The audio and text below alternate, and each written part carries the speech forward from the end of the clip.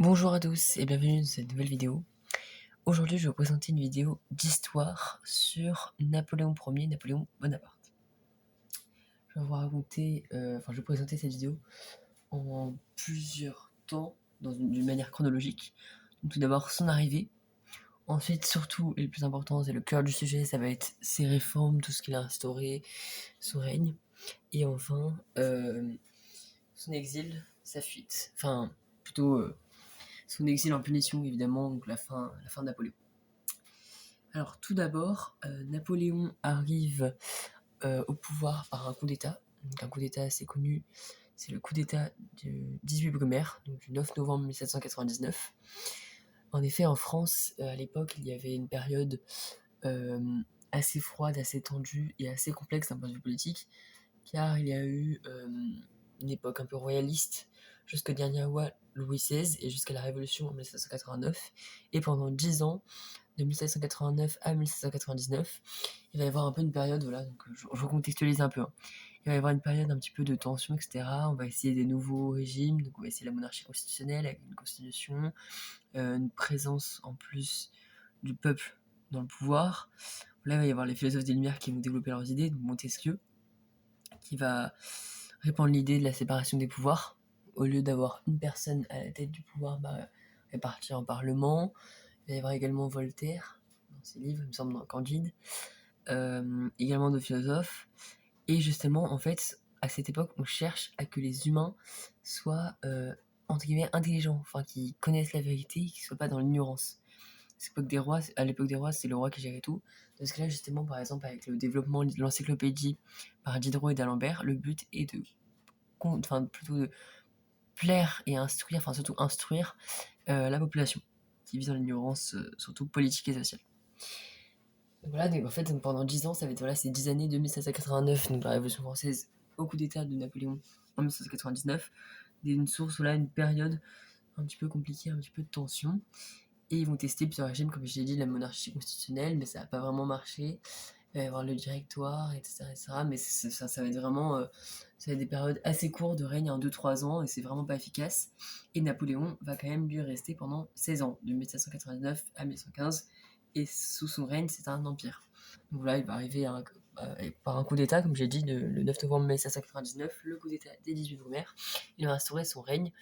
Il va avoir le titre d'empereur, donc son règne va être un empire, va être forme d'empire. Et bon, c'est pas en fait un empereur, c'est pas comme un dictateur, mais c'est un petit peu le même principe. C'est un mélange de roi et de dictateur. Genre c'est entre le grade de roi et dictateur, on va dire. C'est pas aussi puissant qu'un dictateur, mais c'est un peu comme un roi, quoi, mais d'une autre manière.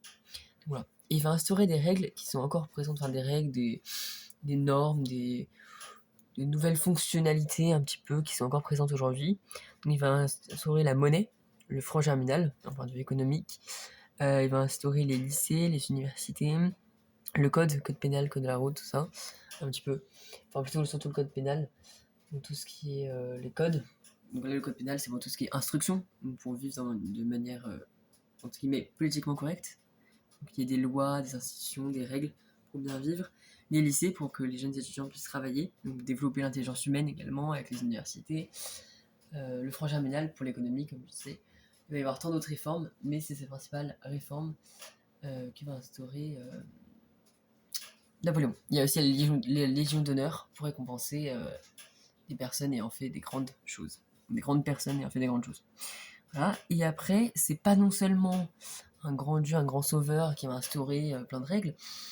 Donc c'est pas seulement un innovateur, créateur, c'est aussi un véritable militaire, un véritable guerrier, un véritable politicien militaire, on va dire, car il va participer à plein de guerres, comme la guerre d'Austerlitz, qui est le nom d'une guerre à Paris, la guerre d'Austerlitz. C'est une victoire. Mais il y a également la guerre de Iéna et une défaite, la guerre de Waterloo, qui va être la dernière guerre, qui va le faire couler, entre guillemets, donc qui va le faire partir, qui va le faire perdre, parce qu'il a perdu la bataille de Waterloo vers 1815, d'où la fin de son règne au bout de ses 100 en 1815, et d'où le nom de la gare à Londres, la gare de Waterloo. Et en fait, il va perdre cette bataille, parce qu'en fait, ça va être une guerre où il va y avoir une partie de la guerre en Russie, il va faire très très froid en hiver, là-bas il fait vraiment très froid, c'est une condition extrême, je crois même, une petite anecdote, pour survivre, ils vont devoir manger leurs animaux, leurs chevaux. Donc c'est vraiment presque, ils vont presque s'entretuer pour pouvoir manger. C'est presque un acte de cannibalisme. Voilà, donc la période est assez difficile. Et avant sa mort, il devait être exilé une première fois sur l'île d'Elbe, si je dis pas de bêtises, oui, sur l'île d'Elbe, avant d'être exilé. Donc il va réussir à s'échapper grâce à des contacts. Et la dernière fois, il va être exilé sur l'île de Sainte-Hélène, sur laquelle il va mourir assassiné, empoisonné par un poison, donc l'histoire qu'on aurait mis dans son jus le matin ou dans son médicament au réveil. Et en fait, c'était l'arsenic. Et l'arsenic, c'est un élément chimique du tableau périodique, mais extrêmement toxique, nocif et même dangereux, enfin dans ce cas-là mortel, qui l'a tué. Voilà pour Napoléon. Je vous ai présenté un petit peu comment il arrive au pouvoir, le contexte politique de l'époque, tout ce qu'il a instauré. Donc en première partie, on peut dire que c'est un grand créateur, innovateur. Dans un second temps, c'est aussi un guerrier, donc c'est pas que un simple créateur. Et enfin, la fin de son empire. Voilà, la vidéo s'achève. Je vous remercie pour votre compréhension.